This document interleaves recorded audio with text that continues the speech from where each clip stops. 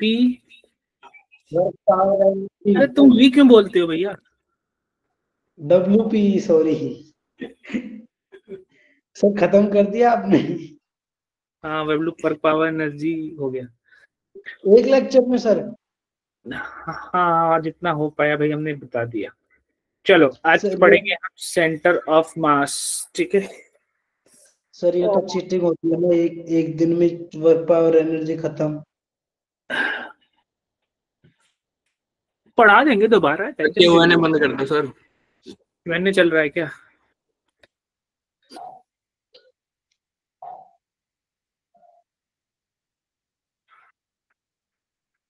Q&A कहाँ गया?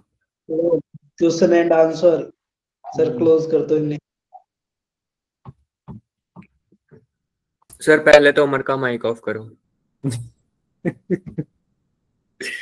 Sir मैंने तो खुद नहीं कर दिया।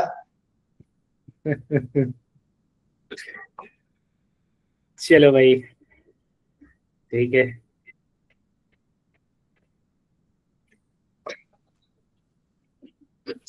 चलो स्टार्ट करते हैं भाई आज का लेक्चर।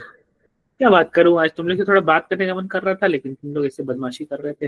मैं बात नहीं सर, अमर को रिमूव कर दो सर, सारे शांत हो जाएंगे। यही बोलता रहता है सर। आप क्या सर, आप आते बस स्टार्ट करते हैं आज का lecture. My name is Mohammed Noman, I am your physics teacher, और आज हम पढ़ेंगे सेंटर ऑफ मास का लेक्चर नंबर 1।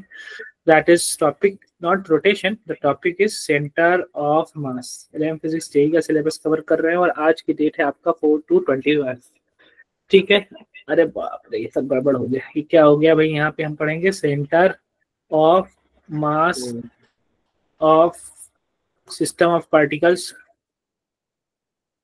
ठीक है, और centre of mass of continuous body, और हम आज आपको पढ़ाएंगे नेगेटिव मास। ये कॉन्सेप्ट हम आपको थोड़ा सा आज यहाँ बताएंगे भाई। अच्छा जी, रिकॉल कॉन्सेप्ट में एज सच कोई क्वेश्चन हमारे पास तो है नहीं। वर्क पावर एनर्जी का आपका टेस्ट हो चुका है। बस मुझे इतना बता दो कि अगर कंजर्वेटिव फोर्स लग रहा है तो कंजर्वेटिव फोर्स लगने की वजह से कंजर्वेटिव फोर्स के अगेंस्ट में अगर मैं जाकर के कोई वर्क करता हूँ तो उस बॉडी के अंदर क्या चेंज आता है, क्या हो जाता है उस बॉडी के अंदर? क्या उस बॉडी के अंदर कोई पोटेंशियल, कोई एनर्जी स्टोर हो जाती है क्या? पोटेंशियल एनर्जी, ठीक है। एनर्जी कंजर्वेटिव फोर्स क्या पाथ पर डिपेंडेंट होता है कि इंडिपेंडेंट होता है? Conservative force work done by independent. Very good, work done by conservative force, ठीक है। Work done by conservative force is path independent, path से इंडिपेंडेंट होता है। उसके बाद मैंने आप लोगों को एग्जांपल दिया था नॉन कंजर्वेटिव फोर्स का, जो कि क्या होता है? पाथ पर डिपेंड करता है। बात समझ में आई क्या? Yes sir. हेलो जी, डिपेंड्स अपॉन पाथ। हाँ very good, depends upon path. उसके बाद जो है एज सच कोई हमारे पास रिकॉल टेस्ट नहीं है। आज हम शुरू कर देते हैं सेंटर ऑफ मास। अरे बाप रे, सेंटर ऑफ मास की बात करें हम तो सेंटर ऑफ मास क्या होता है? किसी भी सिस्टम ऑफ पार्टिकल्स की बात करेंगे हम, चाहे किसी भी कॉन्टिन्यूअस बॉडी की बात करेंगे, जिसमें क्या होगा कि पूरी बॉडी का या पूरे पार्टिकल्स के सिस्टम का एक ऐसा पॉइंट होगा, एक ऐसा पोजीशन होगा जहां पर हम मान सकते हैं कि पूरे पार्टिकल्स का, इसका मास m1, इसका मास m2, इसका मास m3, इसका मास m4, इसका मास m5, इसका मास m6, इसका मास m, इन सभी पार्टिकल्स के मास को हम मान सकते हैं एक जगह पर कॉन्सेंट्रेटेड है। वो सारे मास का मिला करके एक जगह पर किसी एक पॉइंट पर अगर मैं सारे मास को कॉन्सेंट्रेट कर दूं सुटेबली, ये पॉइंट पर माना जा सकता है कि सारे मासेस को हमने कॉन्सेंट्रेट कर दिया है। तो इस पॉइंट को हम बोलते हैं सेंटर ऑफ मास। हम सेंटर ऑफ मास को शुरू से यूज करते हुए आए थे। जैसे कि अगर हम एक ब्लॉक था तो हम यहाँ इस पॉइंट पर बॉडी पर फोर्स लगाते थे, ना कि इस पॉइंट पर लगाते थे, ना कि इस पॉइंट पर, ना कि इस पॉइंट पर, ना कि इस पॉइंट पर। हम क्या करते थे, किसी भी एक ब्लॉक या किसी भी एक सिमेट्रिकल बॉडी के बिल्कुल ज्योमेट्रिकल सेंटर पर फोर्सेस का डायग्राम बनाया करते थे। इसी पॉइंट पर हम क्या किया करते थे, सारे फोर्सेस को अप्लाई किया। तो ये काम हम शुरू से करते हुए आ रहे थे, लेकिन अब हम समझेंगे कि ऐसा हम क्यों करते हुए आ रहे हैं। तो पूरे बॉडी का मास जिस पॉइंट पर सेंटर्ड होता है उसी को हम क्या बोल देते हैं, सेंटर ऑफ मास। उसी पॉइंट पर हम क्या लगाते हैं, फोर्सेस का एप्लीकेशन करते हैं, फिर उसके बाद फोर्सेस का एनालिसिस करते हैं। यहाँ पे दो चीजें देखा जाएगा, एक सिस्टम ऑफ पार्टिकल देखा जाएगा और दूसरा देखा जाएगा कॉन्टिन्यूअस बॉडी। जो बॉडी है वो कॉन्टिन्यूअसली बॉडी फैली हुई है, मतलब कि उस बॉडी का एक एक्सटेंडेड फॉर्म हो गया, उस बॉडी का ये बहुत सारे पार्टिकल मिला करके एक बॉडी बन गई कॉन्टिन्यूअस, कहीं गैप बीच में नहीं है। यहाँ पे भी हर जगह, पूरी जगह पर, इस पूरे शेडेड रीजन में मास है, तो इसको हम बोलते हैं कॉन्टिन्यूअस। मैं भी एक कॉन्टिन्यूअस बॉडी हूँ, तुम भी एक कॉन्टिन्यूअस बॉडी हो, ये पेन भी कॉन्टिन्यूअस बॉडी, सारे कॉन्टिन्यूअस बॉडी। अच्छा जी, अगर हम सिस्टम ऑफ पार्टिकल की बात करें तो अगर मैं मान लेता हूँ एक मास m1 यहाँ पे है और एक मास m2 यहाँ पर है और एक मास m3 यहाँ पर है, और मुझे क्या करना होगा, एक कोऑर्डिनेट सिस्टम मानना होगा कि ये एक कोऑर्डिनेट सिस्टम है जिसका ओरिजिन O यहाँ पर है। इस ओरिजिन के रिस्पेक्ट में अगर मैं बात करूँ कि इस पॉइंट 1 का कोऑर्डिनेट x1, y1 है, इस पॉइंट 2 का कोऑर्डिनेट x2, y2 है, इस पॉइंट 3 का कोऑर्डिनेट x3, y3 है, तो कहाँ पर वो पॉइंट होगा जहां पर इन तीनों मासेस को कॉन्सेंट्रेटेड मान सकते हैं, इन तीनों मासेस को मान सकते हैं कि यहाँ पर वो मास सिचुएटेड है, तीनों का मिलाकर के नेट मास, ये वो पॉइंट है जहां पर तीनों का मास जमा है, इकट्ठा है। अच्छा जी,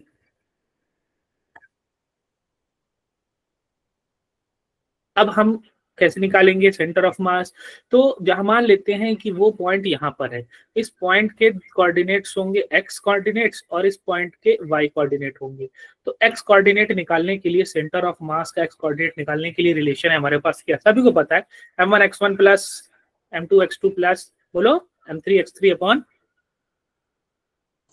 m1 plus m2 plus m3 plus। उसी तरीके से y coordinate of centre of मास क्या निकल सकता है भैया, m1 y1 plus m2 y2 plus m3 y3 upon m1 plus m2 plus m3। अभी बंद कर दूंगा चैट, लड़ते रह जाओगे तुम लोग, समझ में आई।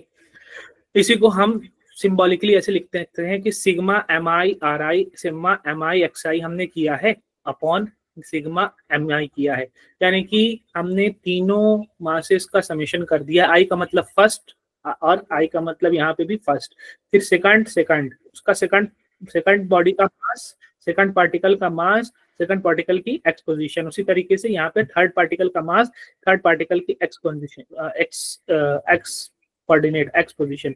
उसी को ऐसे हम लिख सकते हैं एम आई वाई आई अपॉन सिग्मा एम आई। ये लिखने का तरीका है, ऐसा कोई इतनी बड़ी बात नहीं। सिग्मा एम आई वाई आई और सिग्मा एम आई, ये सिग्मा एम आई को हम कह सकते हैं तीनों बॉडी का मिला करके टोटल मास, इसको कैपिटल एम भी बोल सकते हैं। ये बोलने का, लिखने का तरीका है। तो आप ऐसे भी लिख सकते हो सिग्मा एम आई एक्स आई अपॉन एम, और ऐसी तरीके से यहाँ पे भी लिख सकते हो, क्या यहाँ पे भी आप लिख सकते हो कि सिग्मा एम आई वाई आई अपॉन एम, ऐसे आप बॉडी को लिखने का तरीका लिख सकते हो। अब अगर मैं बात करूं कि दो पार्टिकल हैं, एक का मास m1 है और दूसरे का मास m2 है और दोनों के बीच की डिस्टेंस r है, तो अगर हम आपसे पूछें कि इसका सेंटर ऑफ मास कहाँ पर होगा, तो आपको सबसे पहले करना ये होगा कि कोऑर्डिनेट मानना होगा, कोऑर्डिनेट सिस्टम मानना होगा। हम मान लेते हैं ये हमारा कोऑर्डिनेट सिस्टम है, ये हमारा जो है बेटा कोऑर्डिनेट सिस्टम है, ये हमारा कोऑर्डिनेट सिस्टम है, ये हमारा ओरिजिन है जिसका कोऑर्डिनेट 0,0 है, और ये हमारा दूसरा बॉडी है, उसका हॉरिजॉन्टल डिस्टेंस यहाँ से यहाँ तक मैंने दे रखी है r, vertical distance as such कोई है नहीं तो हम लिखेंगे 0। तो बस अब आपसे बोला गया है कि भैया सेंटर ऑफ मास का निकाल लो फॉर्मूला। हम देख रहे हैं कि इसका भी y कोऑर्डिनेट 0 है, इसका भी y कोऑर्डिनेट 0 है, तो सेंटर ऑफ मास इन्हीं दोनों के कहीं ना कहीं बीच में यहाँ कहीं पर आएगा, तो y कोऑर्डिनेट उसका भी क्या हो जाएगा, 0 हो जाएगा। सेंटर ऑफ मास का जो y कोऑर्डिनेट है वो 0 हो जाएगा। कोऑर्डिनेट आप कैसे निकालोगे सेंटर ऑफ मास का, पहली बॉडी का मास m1, उसकी पोजीशन x कोऑर्डिनेट क्या है, 0 है, दूसरी बॉडी का मास m2, उसकी पोजीशन y कोऑर्डिनेट क्या है, r है, और उन दोनों बॉडी के मासेस का एडिशन m1 प्लस m2, यानी कि सेंटर ऑफ मास आप जो निकाल लोगे, क्या निकाल लोगे, m2r upon m1 plus m2। बात समझ में आई क्या स्टूडेंट्स? Yes sir. हाँ, वेरी गुड, शाबाश। अगर मैं आपको दे दूं कि भैया मेरे पास जो है 4 मासेस रखे हुए हैं, वो 4 मासेस कौन कौन से हैं? मैंने बोल दिया कि एक का मास जो है 1 किलोग्राम है, दूसरे का मास जो है 2 किलोग्राम है, तीसरे का मास जो है 3 किलोग्राम है, चौथे का मास जो है 4 किलोग्राम है। ठीक है, ये 4 पार्टिकल्स कुछ इस तरीके से रखे हुए हैं और ये कहाँ पे रखे हुए हैं? ये वर्टेक्स ऑफ स्क्वायर, एक स्क्वायर के वर्टेक्स पर रखे हैं जिसकी जो लेंथ है मान लेते हैं हम 3 मीटर है। तो अब आप कोऑर्डिनेट सिस्टम आपने मान लिया कि भैया ये हमारा कोऑर्डिनेट सिस्टम हो गया। इस कोऑर्डिनेट सिस्टम में यहाँ पर कोऑर्डिनेट 0,0 हो जाएगा, यहाँ पर कोऑर्डिनेट कितना हो जाएगा? ये डिस्टेंस हॉरिजॉन्टल कितनी है? 3 और ये वाई कोऑर्डिनेट इसका कितना हो जाएगा? 0 एक्स एक्सिस 0 हो जाएगा। 0 अच्छा, यहाँ पहुंचने के लिए हॉरिजॉन्टली कितना चलना पड़ा मुझे? 3। और ये वर्टिकली कितना चलना पड़ा मुझे? 0 यहाँ पे बात करूं, चूंकि ये वाई एक्सिस पर है, वाई एक्सिस पर एक्स कोऑर्डिनेट कितना होता है? 0 और ये यहाँ से यहाँ तक 0 का वाई पॉइंट, वाई डिस्टेंस कितनी है? 3 तो चलो बस फॉर्मूला लगाओ, अब मुझे XCOM और YCOM फटाफट कैलकुलेट करके आप लोग मुझे बता दो। चलो 2 मिनट का टाइम दे रहा हूँ, जल्दी से करके बताओ।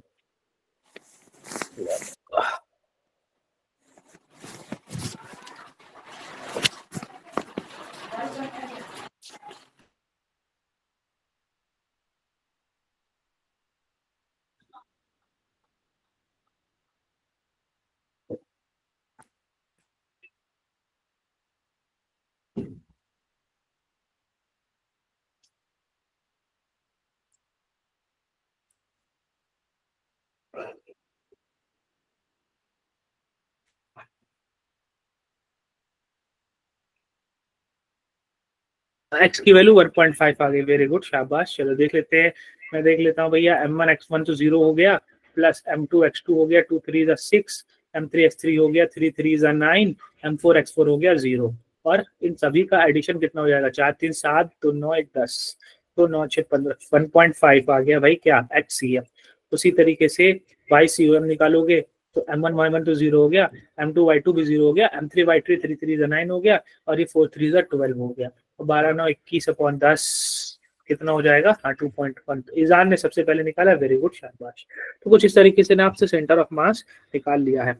अब ये तो हो गया सिस्टम ऑफ पार्टिकल्स का। अब हम बात करेंगे centre of mass of continuous body की बात करेंगे हम। कॉन्टिन्यूअस बॉडी का सेंटर ऑफ मास हमको निकालना।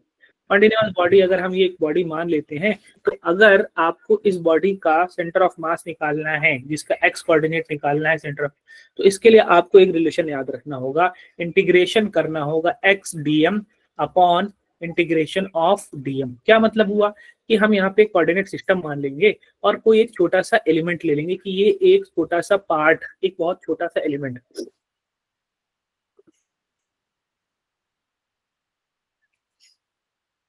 क्या कर रहे हो यार तुम लोग? चैट में तुम लोग क्या कर रहे हो? सर खुला बदमाशी चल रही है। पता नहीं सर कौन था ये मैसेज डाल के लीव भी कर गया। सेंटर ऑफ मास की यूनिट क्या होगी? सेंटर ऑफ मास की यूनिट होगी मीटर, कि वो कोऑर्डिनेट सिस्टम में ओरिजिन से कितनी डिस्टेंस पर है, कि इतने मीटर पर है, 5 मीटर पे, 4 मीटर पे, 3 मीटर पे। यहाँ पे लिखा तो है मैंने, 2.1 मीटर वाई कोऑर्डिनेट हो जाएगा और 1.5 मीटर इतना हो जाएगा। यानी कि 2.1 अगर मैं अंदाजा लगाऊं तो ये 3 है, इसका आधा 1.5 होगा यहाँ पर, 2 यहाँ पर होगा, 2.1 यहाँ कहीं होगा हॉरिजॉन्टल, ये 2.1 यहाँ कहीं पे होगा। और y कोऑर्डिनेट, सॉरी y 2.1 है ना, x कितना है भैया? x 1.5 है, तो ये 3 होगा, तो x यहाँ वहीं यहाँ कहीं 1.5 पे होगा, और 2.1 y वाला 2.1 यहाँ पर होगा, तो ये 1.5 होगा, ये 2 होगा, यहाँ पे कहीं 2. यहाँ पर कहीं होगा सेंटर ऑफ मास। देखो आप देखोगे कि सेंटर ऑफ मास किसके क्लोज होता है?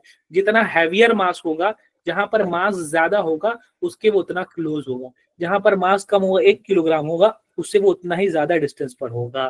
तो आप हमेशा ध्यान रखोगे सेंटर ऑफ मास किसके पास होता है? Centre of mass heavier body के या हैवियर पार्ट पर के क्लोज होता है। अब यहाँ समझा रहा हूँ मैं आपको क्या है कि अगर हम कॉन्टिन्यूअस बॉडी की बात करें और एक एलिमेंट, छोटा सा एक पार्ट, छोटा सा एक एलिमेंट जिसका मास क्या है? dm है, और इसकी पोजीशन क्या है? x coordinate, y coordinate, x y मान लेते हैं, जो भी है पोजीशन इसकी क्या है ओरिजिन के रिस्पेक्ट में।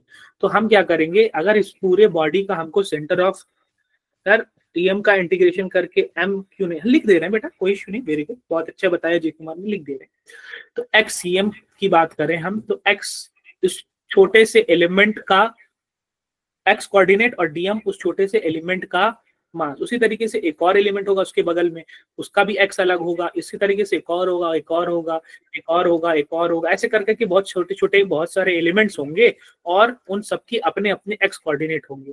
तो उन सबके अपने एक्स कोऑर्डिनेट के उनके अपने मास से मल्टीप्लाई करना है, फिर दूसरे वाले का कोऑर्डिनेट लेना है, उसके मास से मल्टीप्लाई करना है, फिर तीसरे वाले का कोऑर्डिनेट लेना है, उसका मास से, ऐसे करते करते सभी को मुझे जोड़ देना है। और जोड़ने को मैथमेटिक्स में क्या कहते हैं भैया, इंटीग्रेशन कहते हैं, इंटीग्रेट कर दिया।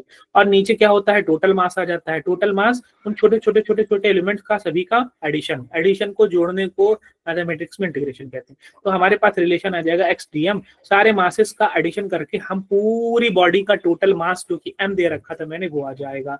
तो इस तरीके से आप एक्स सी एम निकाल लोगे। उसी तरीके से वाई सी एम भी निकाल लोगे कि इंटीग्रेशन ऑफ इसके वाई कोऑर्डिनेट्स की बात कर लेंगे, y d m upon integration of dm, यानी कि वाई सी एम की अगर मैं बात करूं, integration of y d m upon सारे छोटे छोटे एलिमेंट्स के मास का एडिशन जो हो जाएगा वो टोटल कैपिटल एम आ जाएगा।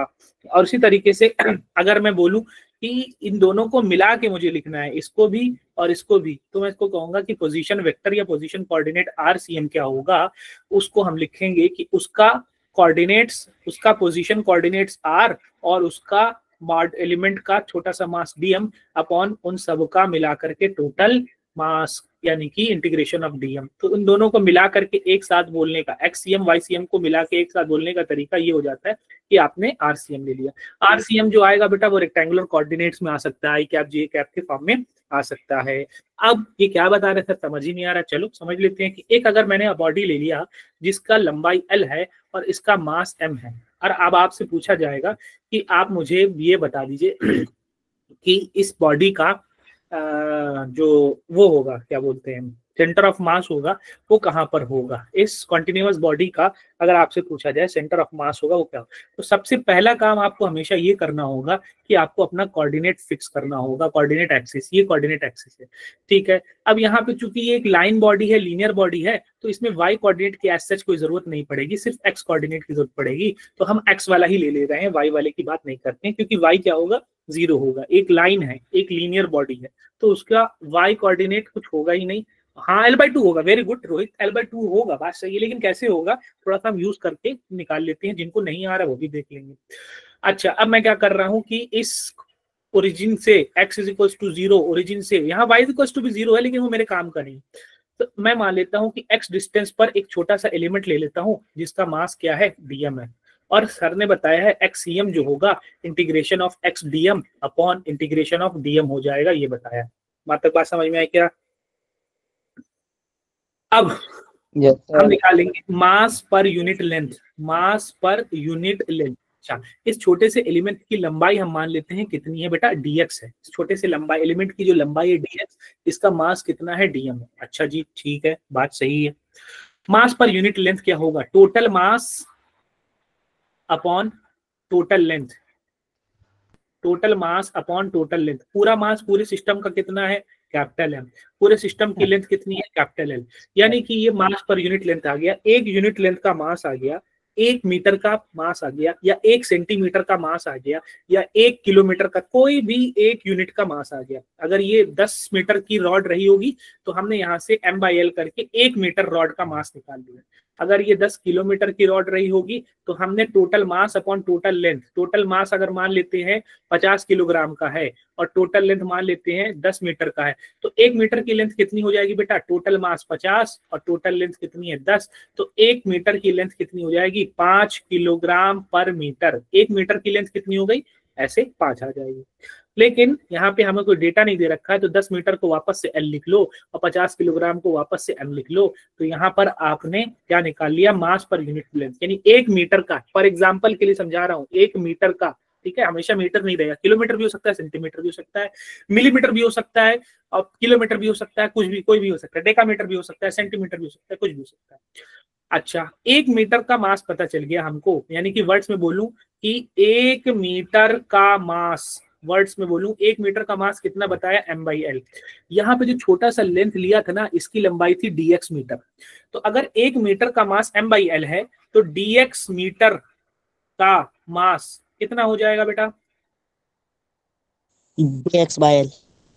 हाँ, m/l इंटू dx। इधर भी dx आ गया है तो इधर भी dx से मल्टीप्लाई हो गया। एक्चुअल में क्या किया मैंने, इधर भी dx से और इधर भी dx से मल्टीप्लाई कर दिया। dx इंटू 1 dx मीटर आ गया, m/l into dx m/l dx आ गया। तो आप पहले निकालोगे मास ग्रेडियंट लैम्डा, इसको बोलते हैं मास पर यूनिट लेंथ को बोलते हैं, मास पर यूनिट लेंथ को बोलते हैं लैम्डा, मास ग्रेडियंट। और ये मास ग्रेडियंट क्या बताता है, मास ग्रेडियंट ये बताता है कि 1 मीटर का कितना मास है। 1 मीटर का अगर मास निकल गया तो जितने भी मीटर का पूछा जाए, जितनी भी लंबाई का पूछा जाए, 1 मीटर का, 2 मीटर का, 0.4 मीटर का, 0.3 मीटर का, जितने भी का पूछा जाए dx मीटर का, सबका निकल जाएगा। 1 मीटर का m/l है तो dx मीटर का कितना हो जाएगा, m/l इंटू dx। ये बात सभी स्टूडेंट्स को समझ में आई क्या? यस ये बात यस मैम। हाँ, तो अगर 1 मीटर का मास, हाँ, अगर 1 मीटर का मास इतना है m/l है तो dx मीटर का मास कितना हो जाएगा, m/l इंटू dx। 5 मीटर का पूछूंगा तो 5 से मल्टीप्लाई कर देंगे 5 ml। 7 मीटर का पूछूंगा तो 7 से मल्टीप्लाई कर देंगे 7 m/l। 9 मीटर का पूछूंगा तो 9 से मल्टीप्लाई कर देंगे 9 m/l। dx मीटर का पूछूंगा तो dx से मल्टीप्लाई कर देंगे। क्लियर है ये वाले कॉन्सेप्ट? Yes sir. चलो वेरी गुड, बहुत अच्छे। तो हमको dx मीटर का मास पता चल गया, यानी कि इस एलिमेंट का हमको मास पता चल गया। फॉर्मूले में बताया था xcm बराबर इंटीग्रेशन ऑफ x dm, उस एलिमेंट का छोटा सा मास, dx मीटर का छोटा सा मास, जिसको dm लिखने की जरूरत नहीं थी वैसे हमको यहाँ पे, इस छोटे से एलिमेंट का मास हमको पता चल गया है। अभी हमने निकाला है उस छोटे से एलिमेंट का मास कितना है, m/l dx है। तो x को वही रहने दिया और dm की जगह लिख दिया m/l dx। Integration of dm अभी किसी ने बताया, जी ने बताया कि सर सारे एलिमेंट का मास का एडिशन तो टोटल मास हो जाएगा, सारे मासेस को जोड़ेंगे तो टोटल मास हो जाएगा। तो total mass integration of DM क्या लिख दिया था हमने पीछे, कैपिटल एम लिख दिया था। पूरी बॉडी का मास कितना है, कैपिटल एम है। तो छोटे छोटे एलिमेंट्स, सारे छोटे छोटे एलिमेंट्स को मैं जोड़ दूंगा तो उनका इंटीग्रेशन।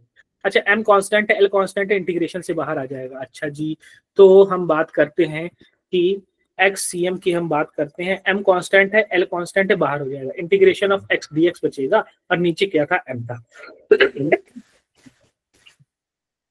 m क्या है भैया, यहाँ पे m/l और ये वाला m नीचे है, डिनोमिनेटर में है, और ऊपर है इंटीग्रेशन ऑफ x dx। ऊपर से m, नीचे से m कैंसिल हो गया, 1/l आ गया। अच्छा, कहाँ से स्टार्ट हो रहा है, लिमिट देखते हैं कहाँ से इंटीग्रेशन ऑफ x dx कहाँ से स्टार्ट हो रहा है। बॉडी यहाँ इस x से स्टार्ट हो रही है 0 से और यहाँ पर खत्म हो रही है। ये कितनी लंबाई है इसका पॉइंट, ये लंबाई कितनी, l है। यहाँ पे शुरू होते होते होते होते होते ये टोटल लंबाई यहाँ पर कितनी है, l है। तो यहाँ का x कोऑर्डिनेट कितना हो जाएगा, l। तो x कोऑर्डिनेट का शुरू कहाँ से हो रहा है भैया, शुरू हो रहा है 0 से, खत्म कहाँ पे हो रहा है, l पे हो रहा है। ठीक है सर, शुरू हो रहा है 0 से, खत्म हो रहा है l पर।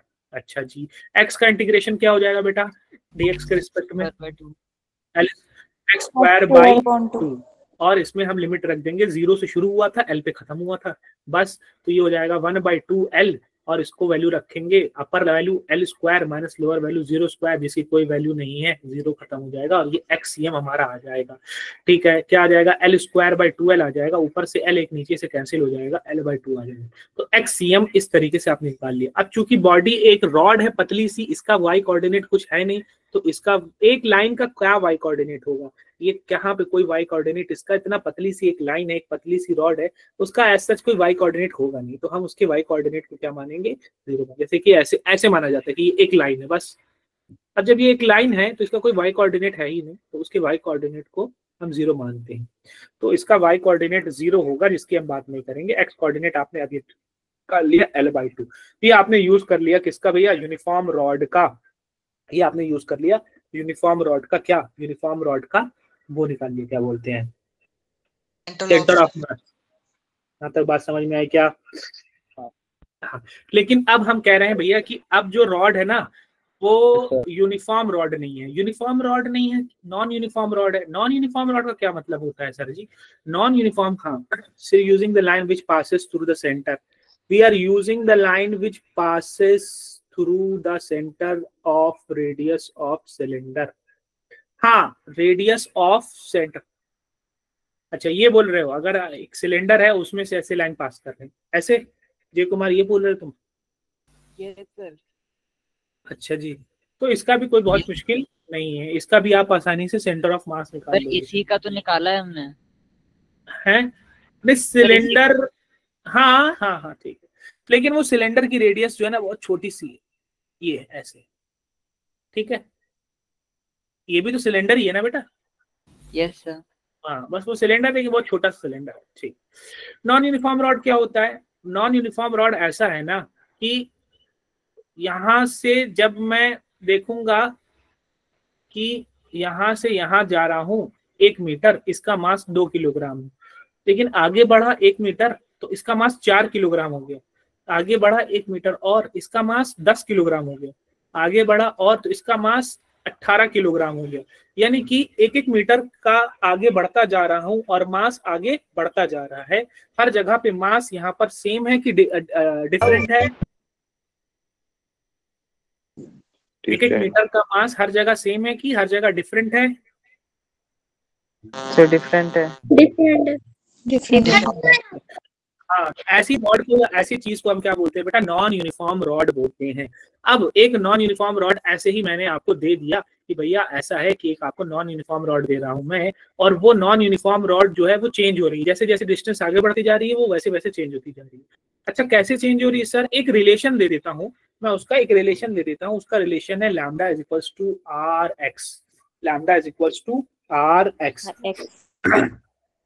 हाँ, लैम्डा क्या होता है? लैम्डा अभी हमने बताया था मास पर यूनिट लेंथ, यानी कि 1 मीटर की लंबाई। मास पर यूनिट लेंथ क्या होता है? 1 मीटर की लंबाई। यहाँ समझाने के लिए 1 मीटर है, हर जगह 1 मीटर नहीं होगा, कभी 1 सेंटीमीटर भी हो सकता है, कभी 1 किलोमीटर भी हो सकता है, कभी 1 मिलीमीटर भी हो सकता है, कभी 1 माइक्रोमीटर भी हो सकता है, लेकिन समझाने के लिए मैंने लैम्डा क्या है? 1 मीटर की लंबाई, 1 मीटर लंबाई का मास, 1 मीटर लंबाई की length.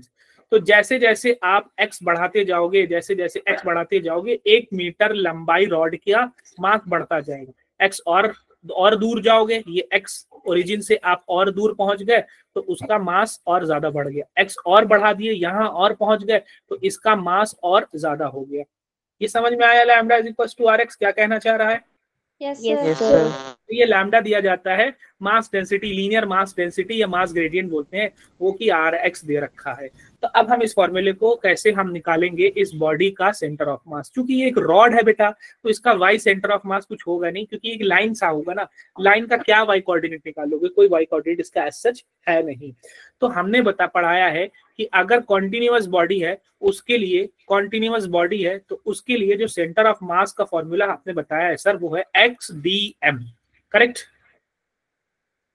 Upon integration of dm, correct, ऐसे ही बताया है। Yes sir. अच्छा जी, मैं कह रहा हूं कि ये ओरिजिन मानता हूं मैं x इज इक्वल्स टू 0 और इस x इज इक्वल्स टू 0 मैं ये ओरिजिन मानता हूं, और पूरी बॉडी का पूरी बॉडी का मास मान लो कैपिटल, पूरी बॉडी का मास क्या ही मानो, छोड़ो, इसका हमने मान लिया x is equals to 0 origin ले लिया, और इसकी लंबाई मान लिया कि यहाँ से रॉड की यहाँ तक लंबाई हमने दे रखी है, कितनी है? l है। तो ये वाला कोऑर्डिनेट कितना हो जाएगा यहाँ पर? x is equals to l हो जाएगा। करेक्ट है बात यहाँ तक? Yes sir. अब मैं कह रहा हूं कि आप वही काम करो जो पीछे मैंने सिखाया है कि x डिस्टेंस पर एक छोटा सा एलिमेंट ले लो, इस छोटे से एलिमेंट की लंबाई कितनी है? dl, correct? बात समझ में आई क्या?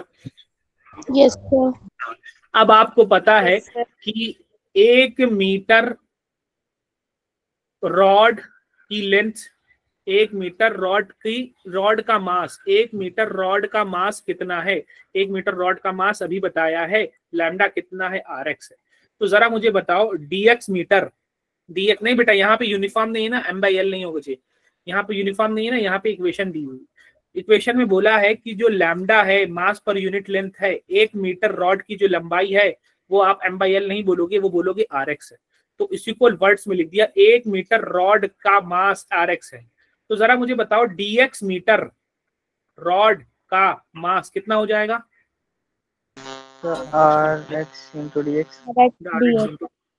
अच्छा जी, अब इस फॉर्मूले में रख देते हैं, इंटीग्रेशन को इंटीग्रेशन लिख देते हैं, x को x लिख देते हैं। डीएम क्या है? इस छोटे से एलिमेंट का मास है, और इस छोटे से एलिमेंट का मास हमने, इस छोटे से dx एलिमेंट, dx लंबाई के एलिमेंट का मास अभी हमने कितना निकाला बेटा? R x dx। अपॉन को अपॉन लिख देंगे, इंटीग्रेशन ऑफ इस छोटे से एलिमेंट का मास dm, छोटे से एलिमेंट का मास, उस छोटे से एलिमेंट का मास dm अभी हमने निकाला है, कितना निकाला बेटा? rx dx। अच्छा, ये लंबाई शुरू कहाँ से हो रही है, किस लिमिट से शुरू हो रही है? 0 किस लिमिट तक जा रही है? L अच्छा, यहाँ पे भी कहाँ से शुरू हो रही है? 0, कहाँ तक जा रही है? बेटा r कांस्टेंट है, बाहर आ जाएगा, x x मल्टीप्लाई होके कितना हो जाएगा? x square dx। उसी तरीके से r कांस्टेंट है, बाहर हो जाएगा, और क्या बचेगा यहाँ पर इंटीग्रेशन में? चलो अब आप मुझे बताओ x स्क्वायर का इंटीग्रेशन क्या हो जाएगा? हमारे पास x/3 और यहाँ पे r था, r काट ही दें क्या, पीछे खत्म कर देते हैं ना, ऊपर से r नीचे से r कैंसिल हो गया। अच्छा जी, r³/3 बताया, और इसकी लिमिट कहाँ से खत्म हो गया? 1/3 को बाहर ही रखो, और इसकी लिमिट कहाँ से कहाँ तक थी बेटा? 0 to L अपॉन, अब यहाँ पे आ जाओ, नीचे बताओ इंटीग्रेशन ऑफ x dx कितना हो जाएगा x जी? square by 2 x square by 2, 1/2, by 2 का मतलब 1/2 मैं बाहर निकाल लेता हूँ, और ये x स्क्वायर कहाँ से कहाँ तक? 0 से L तक, करेक्ट है बात? अब मैं वैल्यूज रखूंगा तो क्या हो जाएगा? L³ - 0 हाँ, और L³/3 हो जाएगा, और यहाँ पर क्या हो जाएगा? L square by 2। पलट उलट के मल्टीप्लाई कर दो, L³/3 into 2/L square. L square से 2 पावर खत्म हो जाएगी, L बचेगा, 2 बचेगा, 3 बचेगा, 12/3 आ जाएगा। यानी कि सेंटर ऑफ मास का जो x पोजीशन आपने अभी निकाल लिया कॉन्टिन्यूअस बॉडी का, कितना हो जाएगा? 12/3। y सेंटर ऑफ मास की बात करें, क्योंकि एक रॉड है तो कोई होगा नहीं। z सेंटर ऑफ मास की, z कोऑर्डिनेट उसका क्या हो जाएगा? वो भी 0 हो जाएगा, क्योंकि उसकी कोई एज सच हाइट नहीं है। यहाँ तक बात समझ में आई क्या? Yes sir. अच्छा जी, अगर आप लोग को यहाँ तक बात समझ में आ गई है तो अच्छा, यहाँ पे हमने आपको नॉन यूनिफॉर्म रॉड पढ़ाया था, और ये आपको हमने क्या पढ़ाया यहाँ पर? ये वाला कौन सा था? ये वाला आपका था यूनिफॉर्म रॉड का था। यूनिफॉर्म रॉड तो बहुत आसान है, M/L आसानी से निकाल लो। नॉन यूनिफॉर्म रॉड में क्या दिया रहेगा आपको? एक इक्वेशन दी रहेगी, और उस इक्वेशन का यूज करके आपको निकालना है। अच्छा जी, ठीक है। अगर उसी तरीके से मैं कह रहा हूँ कि मेरे पास जो है एक सेमी सर्कुलर रिंग है, या सेमी सर्कुलर, हाँ रिंग ही बोल लो, सेमी सर्कुलर ऐसे रिंग है या रॉड है, कुछ भी बोल दो। अच्छा जी, इस सेमी सर्कुलर रिंग का हमको क्या निकालना है? ये भी एक क्या है? कॉन्टिन्यूअस बॉडी है, और इस कॉन्टिन्यूअस बॉडी का मुझे निकालना है सेंटर ऑफ मास। तो यहाँ पे अगर आप सेंटर ऑफ मास निकालने का सोचोगे बेटा, तो आप सबसे पहला काम जो करोगे, आप करोगे कोऑर्डिनेट फिक्स करोगे, कोऑर्डिनेट एक्सिस, ये मैंने मान लिया। अब अगर मैं इस कोऑर्डिनेट एक्सिस की बात करूं, तो ये इसका राइट साइड वाला पोर्शन देखो और लेफ्ट साइड वाला पोर्शन देखो, क्या राइट और लेफ्ट साइड वाला पोर्शन सिमेट्रिक है? यस।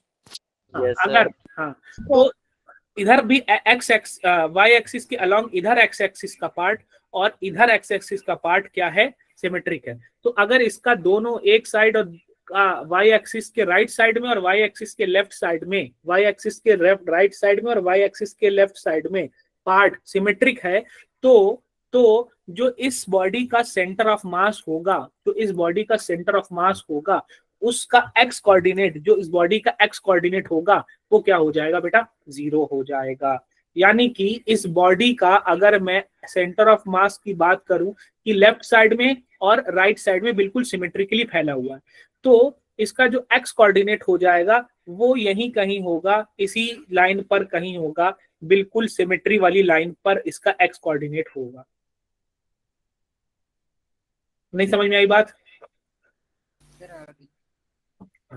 तो यहीं कहीं इसका एक्स सेंटर ऑफ मास जो होगा वो इसका यहीं कहीं पर होगा, इसी लाइन पर होगा। जिस लाइन की सिमेट्री है उसी लाइन पर इसका एक्स कोऑर्डिनेट होगा, क्योंकि राइट साइड में जो एक्स वाला पार्ट है और जो लेफ्ट साइड में एक्स वाला पार्ट है वो बिल्कुल सिमेट्रिकल है, तो इसी लाइन पर होगा। इस लाइन पर की बात करूं तो इस लाइन पर एक्स कोऑर्डिनेट क्या होता है बेटा? वाई एक्सिस पर एक्स की वैल्यू क्या होती है? 0। हाँ, तो जो सेंटर ऑफ मास होगा वो इसी लाइन पर होना चाहिए। इस लाइन पर एक्स कोऑर्डिनेट जो होता है, एक्स जो होता है वाई एक्सिस पर 0 होता है। यहाँ तक बात समझ में आई क्या? Yes sir. वेरी गुड, शाबाश, बहुत अच्छे। अब इसकी रेडियस हम बोल लेते हैं कि भैया इसकी रेडियस r मान लेता हूं मैं कि इस रॉड की इस सेमी सर्कुलर रिंग की जो रेडियस है वो मैं r मान लेता हूं, और मैं इस जगह पर एक छोटा सा dx लंबाई का एक एलिमेंट यहां ले रहा हूं, इस छोटा सा dx लंबाई का एलिमेंट ले रहा हूं r, ठीक है। अब जो dx लंबाई का एलिमेंट है यहाँ पर वो क्या कर रहा है, सेंटर पर कुछ एंगल बना रहा है, छोटा सा एंगल, ये डी थीटा, बहुत छोटा सा एंगल डी थीटा बना रहा है। समझ में आया कहाँ पे एंगल बना रहा है ये छोटा सा एंगल ये थीटा बना। अगर तुम कहोगे तो मैं थोड़ा सा एलिमेंट को बड़ा बना देता हूँ, चलो ये एलिमेंट है तो बहुत छोटा सा, लेकिन तुम लोगों को समझने के लिए मैंने सिर्फ कि ये जो एलिमेंट है वो सेंटर पर कितना एंगल बना रहा है डी थीटा, और ये हॉरिजॉन्टल से कितना एंगल बना रहा है थीटा, पॉजिटिव एक्स एक्सिस से कितना एंगल बना रहा है थीटा बना रहा है। करेक्ट है बात? यहां तक समझ में आई क्या बात?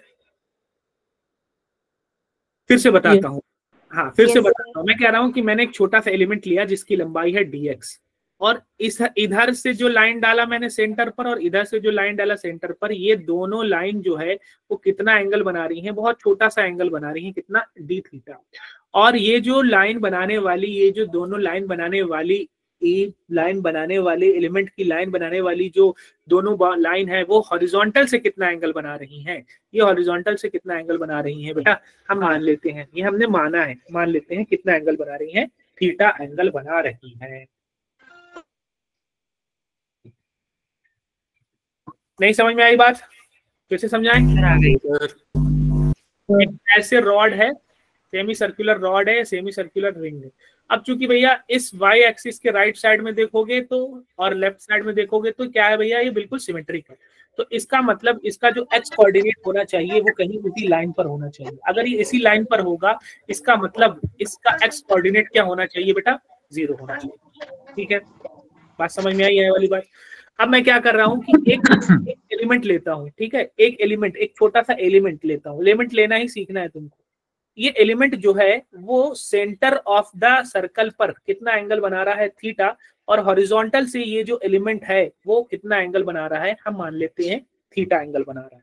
और वो जो एलिमेंट की ये जो दोनों लाइंस होंगी वो सेंटर पर कितना एंगल बना रही हैं, डी थीटा एंगल बना रही हैं। करेक्ट है बात यहाँ तक? Yes sir. अच्छा, अब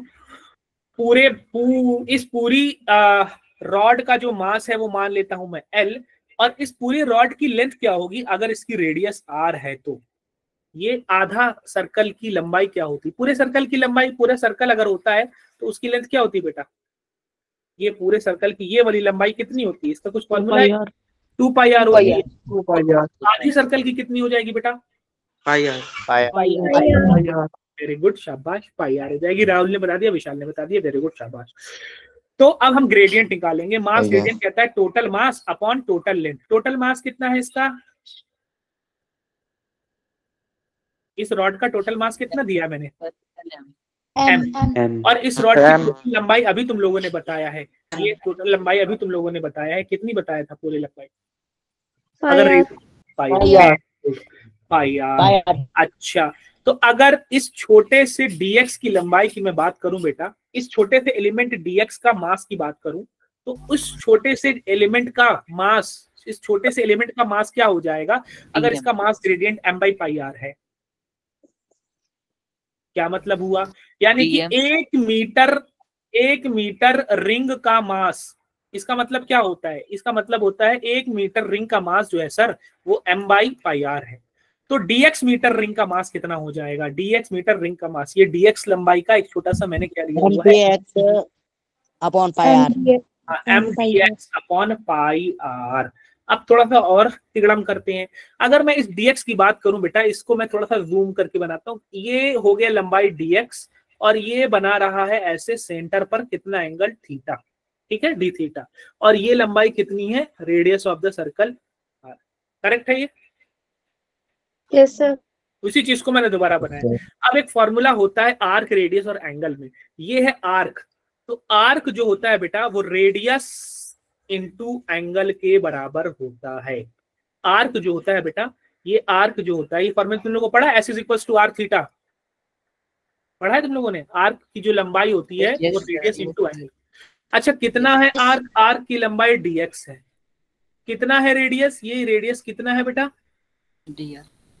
बेटा रेडियस पूछा है ना, ये यहाँ से यहाँ तक। और एंगल कितना बना रहा है वो सेंटर पर? ये आर्क कितना एंगल बना रहा है सेंटर पर? D theta.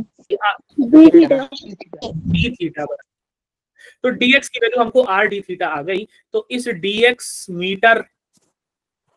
मीटर का मास जो हो जाएगा m/π r। dx आप लोगों ने बोला था, लेकिन dx अभी मैंने आपको बता दिया कितना है, r d थीटा है। करेक्ट है क्या बात यहाँ तक?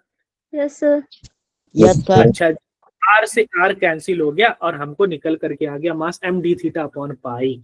तो जो छोटा सा मास आया है वो आ जाएगा m d theta upon pi हो जाएगा। करेक्ट है क्या बात यहाँ? अच्छा जी, अब YCM जो हो जाएगा बेटा वो, अब चूंकि यहाँ पे x हमको ऑलरेडी पता चल गया कि XCM जो होगा वो सेंटर ऑफ मास इसी किसी लाइन पर होगा, और इस लाइन पर x कोऑर्डिनेट 0 होता है, XCM 0। तो उसकी तो हम बात नहीं कर रहे, अब हम YCM की बात करेंगे। YCM क्या हो जाएगा? y उस छोटे से का mass upon integration of dm। Correct? यहाँ तक बात सही? Yes sir.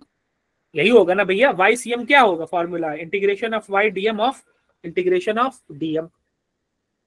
ये यहाँ पे फॉर्मूला हमने, हाँ यहाँ पे आपको फॉर्मूला लिखा भी है हमने कॉन्टिन्यूअस बॉडी का, कि भैया YCM का फॉर्मूला क्या होगा? YCM का फॉर्मूला क्या होगा? ये होगा इंटीग्रेशन ऑफ y, ये वाला integration of y dm upon integration of dm। तो वही फॉर्मूला हमने दोबारा यहाँ पर लिख दिया है। अब यहाँ पर हमको पता करना है, थोड़ा सा देखो, अब यहाँ से यही तुम लोग का असली फिजिक्स समझ शुरू हो रहा है। अब अगर मैं कह रहा हूं बेटा कि ये r है और ये हॉरिजॉन्टल से थीटा बना रहा है, तो इस r का जो कि r ऐसे है और हॉरिजॉन्टल से थीटा एंगल बना रहा है, तो इस r का दो कंपोनेंट होगा, एक हॉरिजॉन्टल कंपोनेंट होगा, एक वर्टिकल कंपोनेंट होगा। आप मुझे इस r का वर्टिकल कंपोनेंट बता सकते हैं अगर ये हॉरिजॉन्टल से थीटा बना रहा है तो? r sin theta. Very good, बहुत अच्छे। तो ये इसका अगर मैं हॉरिजॉन्टल कंपोनेंट डालूं तो यहाँ से यहाँ तक इसका horizontal component r cos theta होगा, जो कि मेरे काम का नहीं है। और वर्टिकल कंपोनेंट सभी स्टूडेंट्स ने आसानी से बता दिया कितना होगा सर, r sin थीटा होगा। Very good. यानी कि मुझे इस छोटे से एलिमेंट की y कोऑर्डिनेट पता चल गया। ये है इसका y कोऑर्डिनेट, ये है इसका लंबाई, ये है इसका, यही तो है ना, होता है ना y कोऑर्डिनेट की x एक्सिस से ऊपर जा रहा हूं कितना मैं, वही हो गया इसका y कोऑर्डिनेट। तो ओरिजिन से मैं राइट साइड गया r cos थीटा, और ओरिजिन से फिर यहां से ऊपर गया r sin थीटा। तो इस पॉइंट का, इस छोटे से एलिमेंट का जो y कोऑर्डिनेट आ जाएगा वो कितना हो जाएगा? जितना मैं y एक्सिस के अलोंग चला हूं। यही होता है क्या? Yes sir. हाँ बेटा, तो इसका y कोऑर्डिनेट हमको पता है। क्या बोला मैंने? फिर से देखो, मैंने कहा कि यहाँ पे छोटा सा एलिमेंट है dx, जो कि सेंटर पर जो है r है और हॉरिजॉन्टल से थीटा एंगल बना। तो इसका हॉरिजॉन्टल कंपोनेंट कितना हो जाएगा r का? r cos theta. और ये वर्टिकल कंपोनेंट कितना हो जाएगा? r sin theta. r sin theta. तो हॉरिजॉन्टल इस ओरिजिन से हॉरिजॉन्टल x एक्सिस पर चला है r cos थीटा, और y एक्सिस के अलोंग यानी कि ऊपर की तरफ y वाला कोऑर्डिनेट y की तरफ वर्टिकल कितना चला है? वर्टिकल r sin थीटा चला है, और जो वर्टिकल चलता है वही तो इसका y कोऑर्डिनेट होता है। तो x कोऑर्डिनेट इसका r cos थीटा होगा, मेरे काम का नहीं है x कोऑर्डिनेट, और y कोऑर्डिनेट इसका r sin थीटा होगा, ये मेरे काम का है। अच्छा, इस फॉर्मूले में रख देते हैं। अभी बताया y कोऑर्डिनेट कितना होगा इस एलिमेंट का, आप लोगों ने क्या बताया? y sin theta. r sin theta. r sin कौन है ये? सर निको कर नाम बताना। नेम से, निको नेम से, NIKO। लेफ्ट हो गया, चलो छोड़ जाना। r sin थीटा dm अभी तो हमने निकाला है बेटा, dm छोटे से मास का, छोटे का dm अभी हमने निकाला है कितना है? m d theta upon pi integration of dm। और अभी तो हमने निकाला है m d theta upon pi, तो यहाँ पे रख देंगे। अच्छा, m r पाई कांस्टेंट है, बाहर आ जाएगा, m r upon pi constant है, बाहर आ जाएगा। इंटीग्रेशन ऑफ साइन थीटा बचेगा बेटा, और d थीटा बचेगा। ठीक है, नीचे की तरफ इंटीग्रेशन ऑफ dm, तो अभी हमने निकाला है m d theta upon pi, तो m d theta upon pi हो जाएगा। करेक्ट है क्या बात? Yes sir. Yes sir. भैया m और पाई कांस्टेंट है तो वो बाहर आ जाएगा, तो इंटीग्रेशन ऑफ डी थीटा हो जाएगा, m अपॉन पाई बाहर आ जाएगा और ये mr अपॉन पाई ऊपर की तरफ रह जाएगा, mr अपॉन पाई ये ऊपर की तरफ रह जाएगा। अच्छा, ये थीटा शुरू कहाँ से हो रहा है और खत्म कहाँ पर होगा? अगर आप थोड़ा ध्यान दो बेटा, तो यहाँ से थीटा शुरू हो रहा है, यहाँ पे कितना एंगल बना रहा है? 0 डिग्री का एंगल बना रहा है। ऊपर गया ऊपर गया ऊपर गया, यहाँ पर थीटा बना रहा है, और ऊपर गया और ऊपर गया और ऊपर गया और ऊपर गया, यहाँ पे कितना एंगल बना रहा है? हॉरिजॉन्टल से कितना एंगल बना रहा है? 90 डिग्री।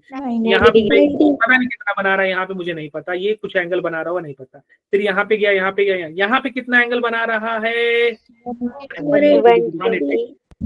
तो शुरू हो रहा है 0 से और खत्म हो रहा है कहाँ पर? 180 डिग्री पे खत्म हो रहा है। तो 0 लिख देंगे, 180 को लिखते हैं पाई, 0 को 0 लिख देंगे, 180 को लिखते हैं बेटा पाई। करेक्ट है? यस। अच्छा, इंटीग्रेशन ऑफ साइन थीटा क्या होता है? डी थीटा के रिस्पेक्ट में इंटीग्रेशन ऑफ साइन थीटा क्या होता है? Negative cos theta. Negative cos theta. Negative cos theta. Very good, शाबाश। तो हमारे पास बचा है mr अपॉन पाई, फिर आपने बोला कि सर नेगेटिव cos थीटा हो जाएगा, लिमिट कहाँ से कहाँ तक? 0 से पाई तक। अच्छा, नीचे क्या बचा है? m बाई पाई बचा है, सर m बाई पाई लिख देंगे, और इंटीग्रेशन ऑफ डी थीटा क्या हो जाएगा बेटा? थीटा। Very theta. बहुत अच्छे, थीटा। बहुत अच्छे। Theta sir.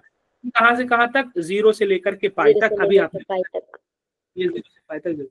अच्छा, ऊपर से ये mr, अच्छा रुको अभी काटते हैं। अच्छा जी, अब हम क्या करते हैं? वैल्यू रख देते हैं। पहले हम इसको थोड़ा सा परेशान कर रहे हैं मुझे, तो ये पाई डिनोमिनेटर वाला, ये पाई डिनोमिनेटर वाला कैंसिल हो जाएगा, ये m कैंसिल, तो ये माइनस r बच जाएगा। बात समझ में आई क्या? Yes sir. Yes sir. अच्छा, बचेगा कॉस, पहले upper limit pi minus cos 0, और नीचे क्या बचेगा? Pi minus 0। Upper limit minus lower limit, upper है लिमिट पाई रख दिया थीटा की, माइनस रख दिया, लोअर लिमिट है 0। अच्छा, कॉस पाई की वैल्यू क्या होती है? 0 सॉरी माइनस 1 होता है, तो माइनस r। कॉस पाई मतलब होता है कॉस 180। कॉस 180 का मतलब कॉस 90 प्लस 90। कॉस 90 प्लस क्या होता है बेटा? कॉस 90 प्लस हो चाहे 90 माइनस हो तो साइन बन जाएगा। 90 प्लस आ रहा है तो सेकंड क्वाड्रेंट में नेगेटिव हो जाएगा, यानी कि माइनस हो जाएगा, ये माइनस 1। माइनस का माइनस, कॉस 0 की वैल्यू 1 होगी, लिख दिया हमने। नीचे पाई माइनस 0 पाई हो जाएगा, माइनस माइनस 1 क्या हो जाएगा? -2। तो -2 अपॉन पाई हो जाएगा, तो 2r अपॉन पाई ये वो वैल्यू हो जाएगी सेंटर ऑफ मास की y की, जो आपने अभी निकाल लिया है। और x कोऑर्डिनेट तो हमने बताया था कि भैया वो जो भी सेंटर ऑफ मास होगा बेटा इसी लाइन पर होगा। अब जो भी सेंटर ऑफ मास होगा इसी लाइन पर होगा, इस लाइन पर x कोऑर्डिनेट 0 होता है, तो x कोऑर्डिनेट अभी आपने निकाल लिया, सेंटर ऑफ मास का कितना? 0 हो गया। बात समझ में आई क्या सर स्टूडेंट्स? Yes sir. तो हमने क्या क्या किया है यहाँ पे तुम थोड़ा एक बार दोबारा से देख लो। हमने इसका लैम्डा निकाला m बाई पाई r, ठीक है, और उसके बाद हमने यहाँ पे आर्क रेडियस वाला फॉर्मूला निकाला कि जो आर्क ds होगा r d थीटा होगा। उस छोटे से मास, उस छोटे से dx लंबाई का मास जो होगा वो m by pi r dx होना तो चाहिए, लेकिन dx की वैल्यू हमने निकाल रखी थी r d थीटा रख दिया, तो आ गया m d theta upon pi, m d theta upon pi. अच्छा, x कोऑर्डिनेट ऑलरेडी 0 हो गया था, तो y कोऑर्डिनेट के लिए फॉर्मूला लिख दिया y dm upon integration of dm। अच्छा, यहाँ पर का मास का y कोऑर्डिनेट कितना होगा? ये वाली लंबाई मतलब y कोऑर्डिनेट कितना होगा? हमने निकाल लिया। किसका वेक्टर आपको पढ़ा रखा है कि वेक्टर का हॉरिजॉन्टल कोऑर्डिनेट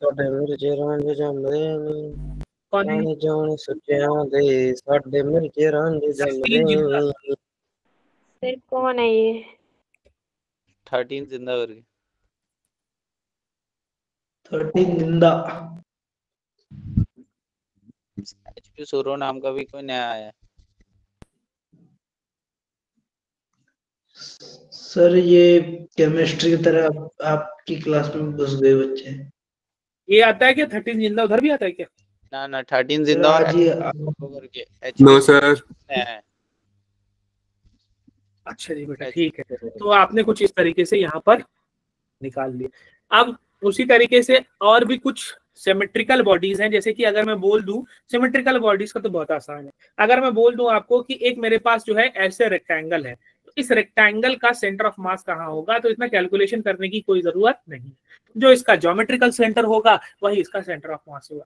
ज्योमेट्रिकल सेंटर क्या होगा जी सर जी, ये डायगोनल बनाओ, ये डायगोनल बनाओ, यहाँ पर जो होगा इसका सेंटर ऑफ मास होगा। अगर ये लंबाई इसकी L है, चौड़ाई B है, तो ये पॉइंट कोऑर्डिनेट कोई बता सकता है क्या? अगर मैं यहाँ से ऐसे ये कोऑर्डिनेट सिस्टम मानता हूं कि ये कोऑर्डिनेट सिस्टम यहाँ पर ओरिजिन यहाँ पर है, तो इसका कोऑर्डिनेट कोई बता सकता है क्या सर? किसका?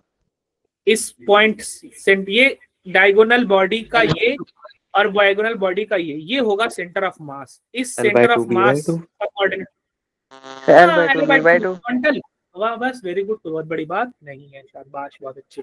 उसी तरीके से मैं बोल दूं कि भैया अगर एक स्क्वायर है जिसकी लंबाई, जिसका साइड A है, तो इसका सेंटर ऑफ मास क्या होगा? अगर मैं यहाँ पर मान रहा हूँ कोऑर्डिनेट सिस्टम ओरिजिन O, तो यहाँ पर ये कितना हो जाएगा? ये सेंटर ऑफ मास होगा बेटा, ज्योमेट्रिकल सेंटर, सेंटर ऑफ मास होगा। लेकिन इसका कोऑर्डिनेट, हाँ ये तो जल्दी बोलना था ना, A/2। हाँ, अगर मैं यहाँ पे सर्कल मान लूं और अगर मैं यहाँ पर मान रहा हूँ कि ये मेरा सर्कल जो है, ये ऐसे कोऑर्डिनेट सिस्टम मान रहा हूँ जिसकी सर्कल की रेडियस में मान लेता हूँ कि सर्कल की रेडियस कितनी है R, तो इसका ये कोऑर्डिनेट सिस्टम ये होगा, सेंटर जो होगा वो इस सर्कल का सेंटर ऑफ मास होगा। ज्योमेट्रिकल सेंटर बन जाता है सेंटर ऑफ मास, तो इसके कोऑर्डिनेट्स क्या हो जाएंगे? R/2 क्यों होगा? यहाँ से यहाँ तक की लंबाई, ये यहाँ से यहाँ तक की लंबाई कितनी है? x वाली लंबाई और ये यहाँ से यहाँ तक की y वाली R हो जाएगा। बात समझ में आई क्या? Yes sir. हाँ जी। अब थोड़ा सा हम नेगेटिव मास का कॉन्सेप्ट देख लेते हैं कि नेगेटिव मास का क्या मामला रहेगा। नेगेटिव मास के बारे में आपने क्या बताया है सर जी? मैं कह रहा हूँ कि एक सर्कल था जिसकी रेडियस थी A, ठीक है, और इस सर्कल में से मैंने क्या किया है, एक सर्कल काट करके निकाल लिया है। ये सर्कल मैंने काट करके निकाल लिया है, और जो काट करके निकाला है सर्कल, इसकी जो रेडियस थी वो थी A/2। तो एक ऐसे सर्कल है जिसमें से एक ऐसे होल होकर के निकला हुआ। तो जब ये होल होकर के निकल गया, तो अब बताना है new centre of mass. New centre of mass, new का मतलब ओल्ड क्या था? ओल्ड ऐसे था, सिंपल। तो यहाँ तो आप बता दोगे कोऑर्डिनेट, ये सेंटर जो होगा वही क्या होगा? सेंटर ऑफ मास होगा। लेकिन हमने क्या किया, हमने इसमें से इतना पार्ट काटने की कोशिश की, और काटने की कोशिश करने के बाद ये पार्ट निकल गया, ये वैकेंट है, यहाँ पे खाली है। तो काटने के बाद जो बचा है हिस्सा, उसका आपको बताना है सेंटर ऑफ मास। तो अब हम इसको कैसे करेंगे? अब हम वही सेम काम करेंगे, लेकिन जितना पार्ट कट के निकल गया है ना बेटा, जितना पार्ट कट के निकल गया है ना, इसका मास को हम नेगेटिव वैल्यू लेंगे। इसका मास जो भी लेंगे वो नेगेटिव लेंगे। इसका मास क्या लेंगे हम? नेगेटिव लेंगे। अच्छा जी, कैसे करेंगे सर? चलो देख लेते हैं। अरे अरे अरे, एक मिनट देना जरा मुझे। बात समझ में आई क्या? Yes sir. Yes sir.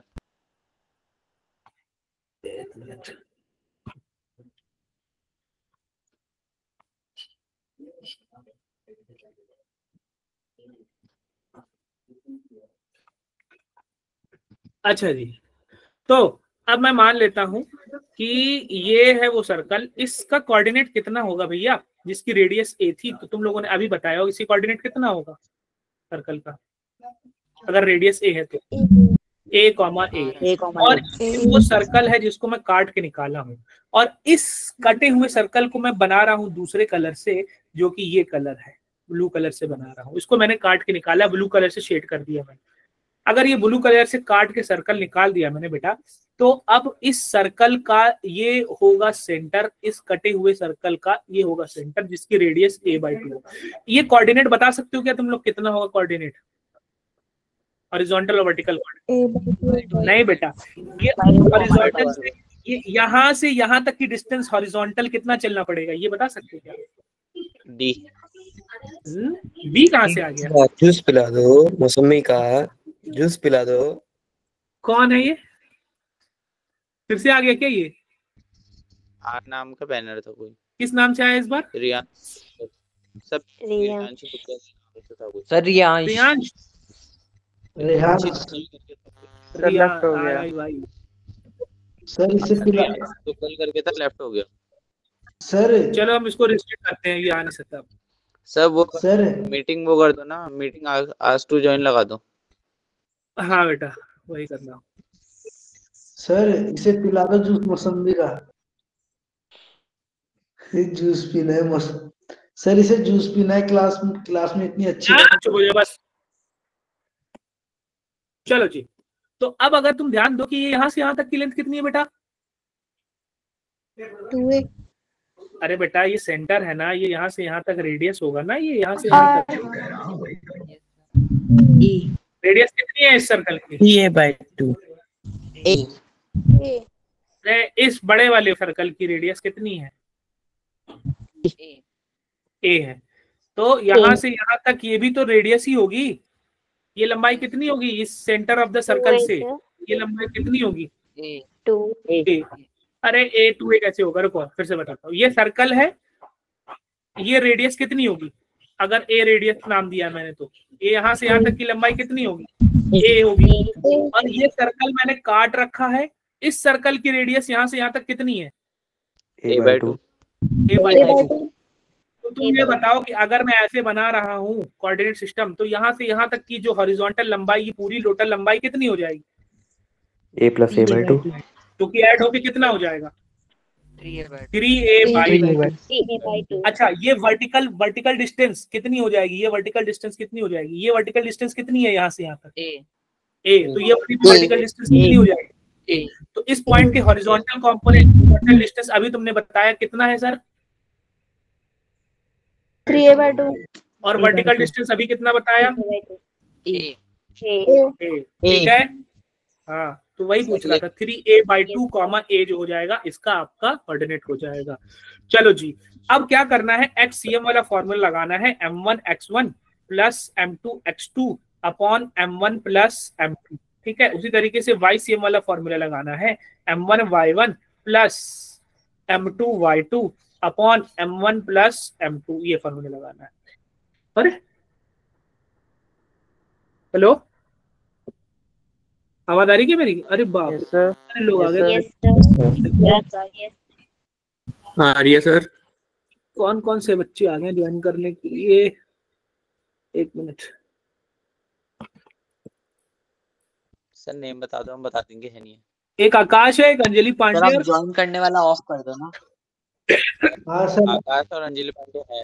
Anjali Pandey है सर। अंजलि पांडे, आकाश पांडे है सर, और आकाश भी है। कंवर शौर्य, ये दोनों कंवर शौर्य भी है। हाँ सर, सर नहीं है, नहीं है सर, नहीं है। चलो ठीक, कंवर शौर्य को होल्ड करते हैं। अच्छा जी, तो अब हम बात करते हैं। अच्छा, अब यहाँ पे हम बात करेंगे मास अपॉन एरिया की बात करेंगे। ठीक है, मास अपॉन एरिया की बात करेंगे। मास अपॉन एरिया को हम कोई और भी सिंबल दे देते हैं, सिग्मा। ठीक है, सिग्मा होता है मास अपॉन एरिया।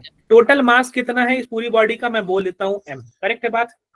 यस और एरिया कितना होगा? अगर रेडियस a है तो पूरे बड़े वाले सर्कल का एरिया कितना होगा?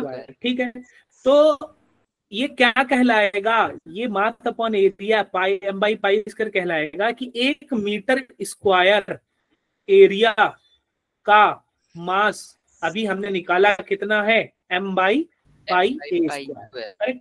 1 मीटर का आ गया। अब ये छोटा वाला जो सर्कल है बेटा, उसका एरिया बताओ कितना है? अगर उसकी रेडियस a/2 है तो उसका एरिया कितना होगा? Pi square by 4। तो 1 मीटर का एरिया m/पाई a स्क्वायर है। 1 मीटर का एरिया, 1 मीटर स्क्वायर का एरिया m/पाई स्क्वायर है। तो छोटे वाले सर्कल का area pi a square by 4 है। तो पाई a स्क्वायर बाई 4 एरिया का मास, यानी कि छोटे वाले सर्कल का मास क्या होगा? इसमें किससे मल्टीप्लाई कर दूं मैं? पाई a स्क्वायर बाई 4 से मल्टीप्लाई कर दूं। Yes sir. नहीं समझ में आया क्या? नहीं समझ में आया तो सीखना है, तो समझ लो। हाँ, यही सीखना है, यही सीखना है, और यही बात बार बार काम आएगा। ठीक है, तो मैं एक बार फिर से बता रहा हूँ इस चीज को। मैं क्या बता रहा हूँ फिर से इसको? मैं ये बता रहा हूँ कि भैया ऐसा है कि पूरा बड़ा सा सर्कल है जिसका मास m है और इसकी रेडियस a है।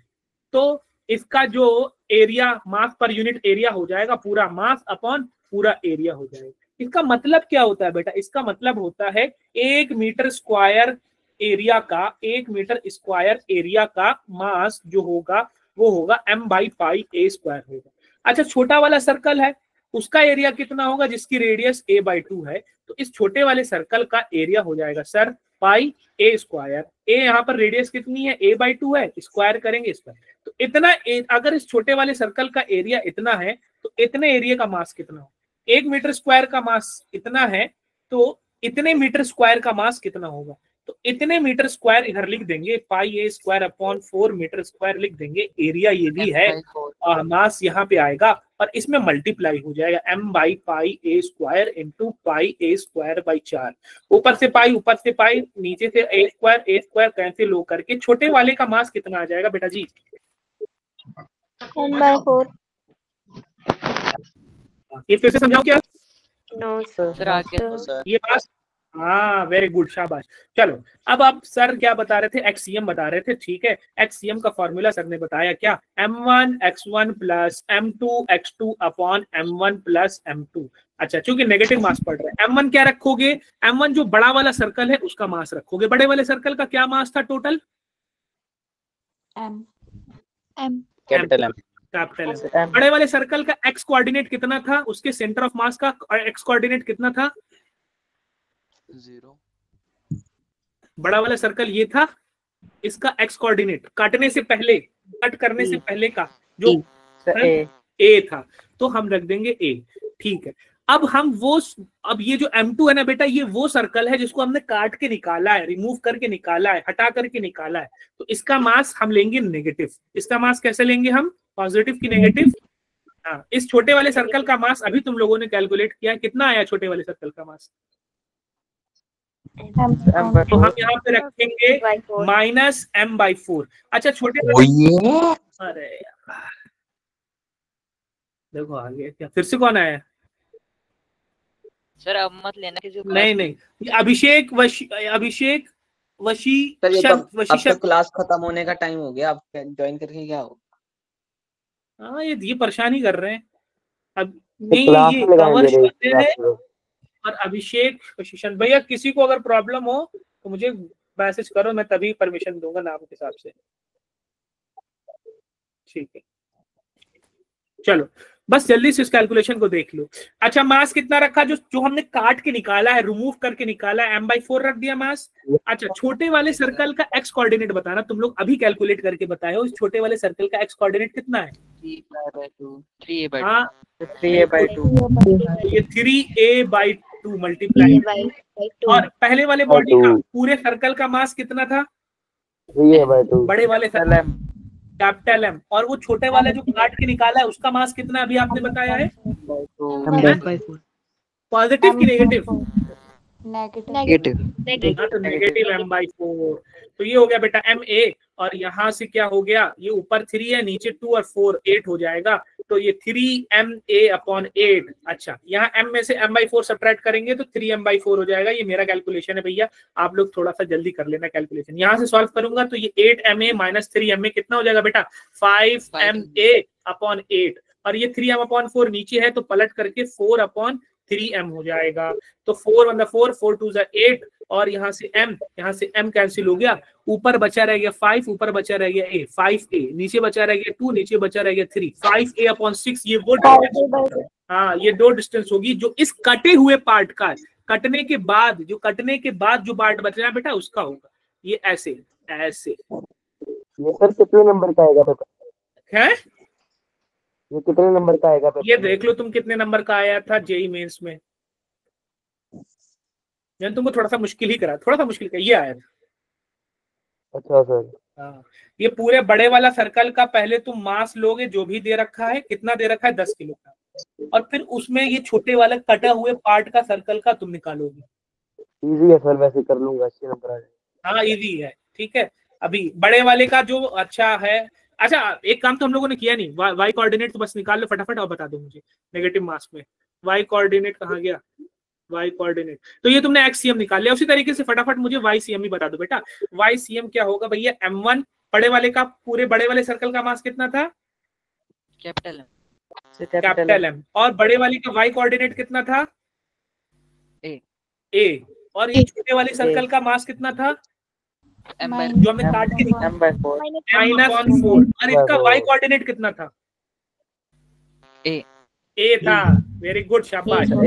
अपॉन m1 प्लस m2 होता है, तो बड़े वाले का मास कितना है? इस बड़े वाले का मास कैपिटल M और छोटे वाले का मास जो आपने काट के निकाला है वो कितना है? पॉजिटिव की नेगेटिव? Negative m/5। तो m/5 इसीलिए देखो तुम प्लस रख रहे थे, इसीलिए तुमने 5 बोला है, ध्यान रखना इस चीज का। अच्छा जी बेटा, अब इसको सॉल्व करते हैं। 4ma माइनस ma कितना हो जाएगा? 3ma अपॉन 4, और यहाँ की बात करेंगे 4m माइनस m कितना हो जाएगा? 3m upon 4। अच्छा जी, तो 3ma upon 4 into 4 upon 3m। अच्छा, 3m से 3m कैंसिल, 4 से 4 कैंसिल, a। तो जो इसका y कोऑर्डिनेट होगा वो इसी डिस्टेंस पर होगा, कहीं ना कहीं इसी y कोऑर्डिनेट जो होगा वो ycm जो होगा वो इसी लाइन पर कहीं ना कहीं होगा। यानी कि अगर बात करूं तो इसी लाइन पर होगा, जो भी बात होगी वो इसी लाइन पर होगी।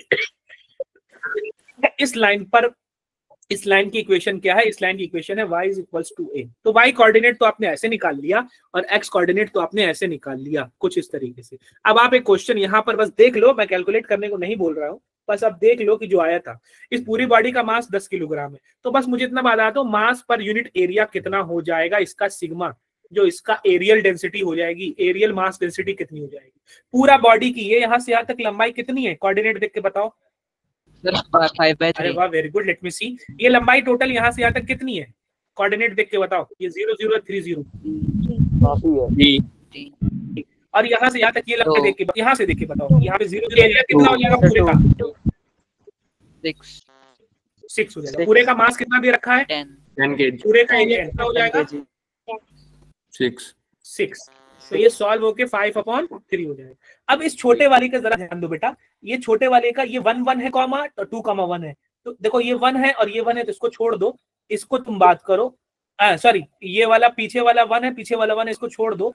ये x कोऑर्डिनेट 1 है, 2 है, तो यहाँ से यहाँ तक की लंबाई कितनी हो गई? 1 मीटर। अच्छा, अब इससे बात करो, यहाँ पे बात करो। देखो इसका x1 है, x1 है, इसको छोड़ दो, इसका y2 है और इसका y1 है, तो यहाँ से यहाँ तक की लंबाई कितनी हो गई? 1। तो एरिया कितना हो गया इसकी बेटा? इसकी लंबाई 1 है और लंबाई चौड़ाई भी 1 है, तो एरिया कितना हो गया? 1 यूनिट स्क्वायर। हाँ, वेरी गुड, एरिया जो हो गया वो 1 है। तो अब हमको इस सिग्मा का मतलब पता है, हमने आपको बताया सिग्मा का मतलब होता है कि 1 मीटर स्क्वायर का एरिया, 1 मीटर स्क्वायर का एरिया कितना है बेटा? 5/3 है। हाँ, 1 मीटर स्क्वायर का एरिया कितना है? 5/3। और हमारा वाला जो एरिया है वो कितना है बेटा? वो भी एक ही है, इत्तेफाक से वो भी एक ही है, कभी 2 भी आ सकता था, तो एक ही है। तो हमारे लिए बहुत आसानी की बात हो गई कि इस छोटे वाले का मास कितना हो गया। फिर अभी हमने निकाला 1 मीटर स्क्वायर इसका एरिया था, तो इसका मास कितना हो गया? 5/3 kg। चलो एक्सीएम निकाल लो, एक्सीएम। अच्छा, क्या होता है? m1 x1 plus m2 x2 upon m1 plus m2। पूरे बड़े वाले का मास कितना है? 10। छोटे वाले का x कोऑर्डिनेट कितना होगा? अगर ये 3 ये 2 है तो x कोऑर्डिनेट यहाँ पर कितना हो जाएगा? 2.5। अगर बड़े वाले पे ध्यान दो बेटा, अगर सिर्फ बड़े वाले पे ध्यान दो, ये वाले पे ध्यान दो, अभी तुम लोगों ने बताया है, तो इसका x कोऑर्डिनेट यहाँ कहीं पे होना है। ये x कोऑर्डिनेट इसका कितना हो जाएगा? अगर ये 3 है तो आधा हो जाएगा, इसका कितना हो जाएगा? 1.5। 1.5। और अगर ये पूरा 2 है तो ये यहाँ से यहाँ तक का कितना हो जाएगा? भाई 1 जाएगा। नहीं समझ में आई क्या बात? सारे स्टूडेंट्स को नहीं समझ में आ गया? आगे एक बार फिर समझा दो सर। बेटा यहाँ से इसको आपको कोऑर्डिनेट निकालना है। अब आप लोगों ने बताया है कि यहाँ से यहाँ तक की लंबाई 3 है, यहाँ से यहाँ तक की लंबाई 2 है, तो जो इसका सेंटर आ गया, ये लंबाई कितनी होगी यहाँ से यहाँ तक की? अगर मुझे यहाँ जाना है, ये हॉरिजॉन्टल लंबाई कितनी होगी? 1.5। और ये यहाँ से यहाँ तक की वर्टिकल लंबाई कितनी होगी? यहाँ से यहाँ तक की वर्टिकल लंबाई कितनी? अगर ये पूरा का पूरा 2 है तो ये आधा कितना हो जाएगा? 1 हो जाएगा क्या? 1। अच्छा, अब इसका बताओ कि इसका जो होगा, ये यहाँ से यहाँ तक की लंबाई 1 है, तो ये यहाँ पर इसका ये बताओ कि ये कोऑर्डिनेट कितना होगा? हॉरिजॉन्टल कोऑर्डिनेट यहाँ से यहाँ तक कितना है? 0.5। हाँ, 0.5 नहीं होगा, 1.5 होगा। भैया इसी लाइन में तो है, बिल्कुल मिड में तो काटा गया है। ये यहाँ से यहाँ तक 1.5 है, अभी आप लोगों ने बताया है, तो इसका एक्स कोऑर्डिनेट कितना होना चाहिए बेटा? 1.5 होना चाहिए। 1.5। हाँ ठीक है। अच्छा अब यहाँ से थोड़ा सा ध्यान दो, यहाँ से थोड़ा सा ध्यान दो कि ये यहाँ से यहाँ तक की लंबाई कितनी होगी। अगर ये यहाँ से यहाँ तक की लंबाई 1 है तो ये वाली लंबाई कितनी होगी? 0.5। और ये वाली लंबाई कितनी अभी आपने बताया यहाँ से यहाँ तक? 1। बताया 0.5 बताया है, तो ये वाला कितना हो गया कोऑर्डिनेट? 1.5। 1.5। तो इसका भी कोऑर्डिनेट तुमने निकाल लिया, इसका भी कोऑर्डिनेट तुमने निकाल लिया ज्योमेट्रिक यूनिट्स। फिर से समझाऊं कोऑर्डिनेट्स? No sir. फिर से समझाऊं कोऑर्डिनेट्स? No sir. हाँ चलो। बड़े वाले का मास आपने 10 बताया और बड़े वाले का एक्स कोऑर्डिनेट कितना है? ये बड़े वाले का एक्स कोऑर्डिनेट कितना है? 1.5। अब छोटा वाला जो हमने काट के निकाला है, रिमूव करके निकाला है बेटा, छोटा वाला हमने क्या किया है? रिमूव करके निकाला है और उसका मास 5/3 है। तो पॉजिटिव 5/3 की नेगेटिव 5/3? नेगेटिव 5/3। तो इस छोटे वाले का एक्स कोऑर्डिनेट कितना है बेटा? 1.5 इंटू 1.5 अपॉन उसी तरीके से m1 प्लस m2। बड़े वाले का मास 10 और छोटे वाले का मास नेगेटिव 5/3। बस ये कैलकुलेट करके आप निकाल लोगे क्या? नेगेटिव मास का मदद से निकाल लोगे। ये तुम लोगों के लिए होमवर्क है, करके लाना, ठीक है। कोऑर्डिनेट ध्यान से देख लेना, कोऑर्डिनेट ध्यान से देख लेना कि भैया जो इसका जो होगा वो कहाँ पर होगा। भैया ये उसी लाइन में आ रहा है तो यहाँ से यहाँ तक इसका एक्स कोऑर्डिनेट होगा। ये यहाँ से यहाँ तक 1.5 है तो ये भी यहाँ से यहाँ तक 1.5 होगा।